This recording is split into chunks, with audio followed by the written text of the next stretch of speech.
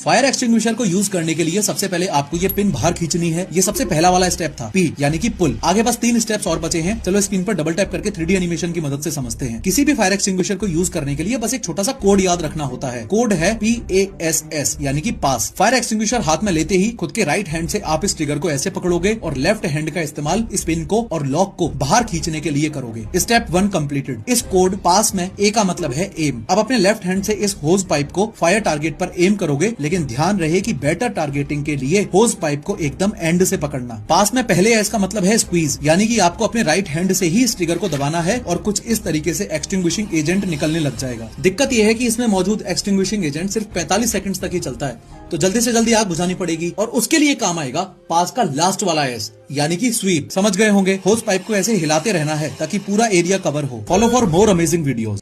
Fire extinguisher को use करने के लिए सबसे पहले आपको ये पिन बाहर खींचनी है। ये सबसे पहला वाला स्टेप था, पी यानी कि पुल। आगे बस 3 स्टेप्स और बचे हैं। चलो स्क्रीन पर डबल टैप करके 3D एनिमेशन की मदद से समझते हैं। किसी भी फायर एक्सटिंग्विशर को यूज करने के लिए बस एक छोटा सा कोड याद रखना होता है। कोड है PASS यानी कि पास। फायर एक्सटिंग्विशर हाथ में लेते ही खुद के राइट हैंड से आप इस ट्रिगर को ऐसे पकड़ोगे और लेफ्ट हैंड का इस्तेमाल इस पिन को और लॉक को बाहर खींचने के लिए करोगे। Step 1 completed. इस कोड पास में ए का मतलब है एम। अब अपने लेफ्ट हैंड से इस होज पाइप को फायर टारगेट पर एम करोगे, लेकिन ध्यान रहे कि बेटर टारगेटिंग के लिए होज पाइप को एकदम एंड से पकड़ना। पास में पहले एस का मतलब है स्क्वीज, यानी कि आपको अपने राइट हैंड से ही इस ट्रिगर को दबाना है और कुछ इस तरीके से एक्सटिंग्विशिंग एजेंट निकलने लग जाएगा। दिक्कत यह है कि इसमें मौजूद एक्सटिंग्विशिंग एजेंट सिर्फ 45 सेकंड्स तक ही चलता है।